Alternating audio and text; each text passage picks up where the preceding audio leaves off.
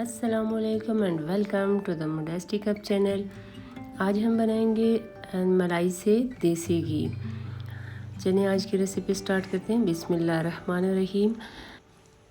इसके लिए हमने सबसे पहले 1 kg मलाई ली है, जो कि मैंने 1.5 किलो दूध से तकरीबन 15 दिनों में मैंने ये बनाई है। ये मैंने फ्रीज़र में रख दी थी। और इसको आप ये जो विस्क है इससे भी यूज़ कर सकते हैं। आप जैसे लस्सी वाली मशीनें होती हैं उसमें भी कर सकते हैं। मेरे पास ये ब्लेंडर अवेलेबल है, इसमें कम टाइम लगता है। मैं इसी में ही ब्लेंड करूँगी मलाई को और मक्खन बनाऊँगी। तो सबसे पहले कि बिल्कुल हाफ कप जो है पानी लेके इसके साथ मिक्स किया, ताकि ये मशीन के लिए आसानी रहे। आप चाहें तो हैंड ब्लेंडर भी यूज़ कर सकते हैं। मैंने यूज़ किया है इलेक्ट्रिक ब्लेंडर, यानी जूसर मशीन, जिसमें अमूमन ये हर घर में पाया जाता है, जिसमें मिल्क शेक बनाते हैं। इसको आपने पल्स मोड में भी चलाना है, लो टू मीडियम मतलब स्पीड के पे चलाना है। और ये देखें माशाल्लाह से बहुत बेस्ट लुक दे रहा है, जो कि 3 से 5 मिनट में ब्लेंडर में तैयार हो गया था। और इसको हमने नेक्स्ट जिस पॉट में शिफ्ट करना है, हमने उसी में इससे हमने घी बनाना है। अगर आप चाहें तो अगर मक्खन बनाते हैं तो यहाँ तक ही प्रोसेस क्लोज हो जाता है। फिर इसको हमने 1 kg मलाई को 2 हिस्सों में डिवाइड कर लिया था। जूसर मशीन में हमने पहले हाफ हिस्सा डाला और अभी नेक्स्ट वाला हमने इसमें डाल दिया। आप देख सकते हैं दरमियान में एक मक्खन का पहाड़ जो है घूम रहा है, और इसका मतलब है ये यहाँ प्रोसेस कंप्लीट हो गया। अब सारा मक्खन मैंने एक कढ़ाई में शिफ्ट कर लिया था, और उससे दबा के हमने जो एक्स्ट्रा पानी है वो हमने इससे निकाल देना है, ताकि घी बनने में कम से कम प्रोसेस लगे। जितना पानी इवापोरेट होगा टाइम ज़्यादा लगेगा। पानी हमने ज़्यादा रिमूव कर दिया इसमें से, और अभी हमने गैस के ऊपर हाई फ्लेम पर रख दिया है। जैसे ही बुलबुले आ रहे हैं, इसका मतलब है ये जो है मेल्ट हो रहा है, सॉलिड से अभी लिक्विड बनता जा रहा है। इसको गैस पे मेल्ट होने में या घी बनने के प्रोसेस में तकरीबन 1 घंटा या पौना घंटा लग जाता है। इसके लिए हमने स्टार्ट में हाई फ्लेम रखा था, और ये बॉयल होके बर्तन से बाहर गिरने लगता है। तो इसके लिए फिर इसको आप चमचा चलाते रहेंगे और हाई फ्लेम पे ही रखेंगे।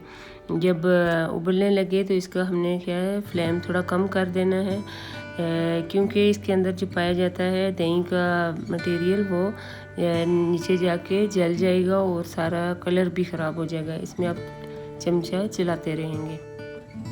आपको मैं इसके फ़ायदे भी बता देती हूँ कि इसके अंदर हेल्दी फैट पाया जाता है, जो कि हमारे ब्लड में गुड कोलेस्ट्रॉल को ऐड करता है।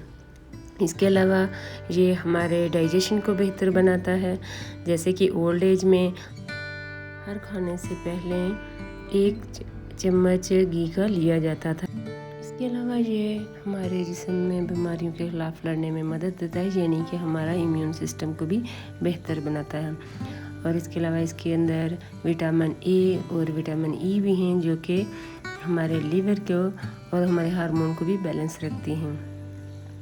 इसके अलावा इसके अंदर एंटी कैंसर प्रॉपर्टीज़ हैं, जो कि कैंसर से बचाता है। यानी इसके अलावा इसको शुगर के मरीज़ भी यूज़ कर सकते हैं, क्योंकि इसके अंदर से जो कार्बोहाइड्रेट है वो रिमूव हो जाता है और ये कार्बोहाइड्रेट फ्री बन जाता है। इसके अलावा इसके अंदर एंटीऑक्सीडेंट हैं, जो हमारी स्किन को हेल्दी बनाते हैं, और ये हमारी हड्डियों को भी मजबूत बनाता है। इसके अंदर विटामिन के भी है, और जो कैल्शियम को एब्जॉर्ब होने में हेल्प करता है।